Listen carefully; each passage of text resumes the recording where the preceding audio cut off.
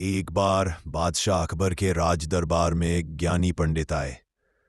बादशाह अकबर से वो अपने कुछ प्रश्नों के उत्तर चाहते थे, लेकिन बादशाह अकबर पंडित के प्रश्नों के उत्तर देने में खुद को असक्षम महसूस कर रहे थे। फिर बादशाह अकबर अपने दरबार के सलाहकार बीरबल को ज्ञानी पंडित के प्रश्नों के उत्तर देने के लिए आदेश देते हैं। राज्य में बीरबल की चतुराई के किस्से बहुत प्रसिद्ध थे और सभी को उम्मीद थी कि बीरबल ज्ञानी पंडित के सभी प्रश्नों के उत्तर बहुत ही सरलता से दे सकते हैं। बीरबल से पंडित ने कहा, मैं तुम्हें 2 विकल्प दे पाऊं, जिसमें पहला विकल्प यह है कि या तो तुम मेरे 100 आसान प्रश्नों के जवाब दो या फिर मेरे एक कठिन प्रश्न का जवाब दो।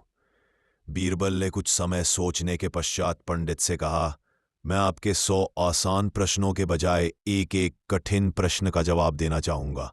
फिर ज्ञानी पंडित ने बीरबल से प्रश्न किया, बताओ पहले मुर्गी आई या अंडा? बीरबल ने तुरंत जवाब दिया कि पहले मुर्गी आई।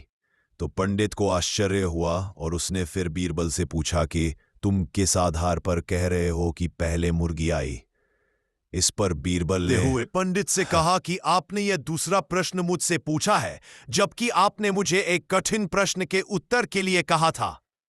इसके बाद ज्ञानी पंडित बीरबल को कुछ और कह नहीं पाए और फिर जवाब दिए बिना ही राज दरबार से प्रस्थान कर लिया। बीरबल की चतुराई को देखकर बादशाह अकबर ने बीरबल से कहा, तुम इस राज्य के सबसे चतुर व्यक्ति हो।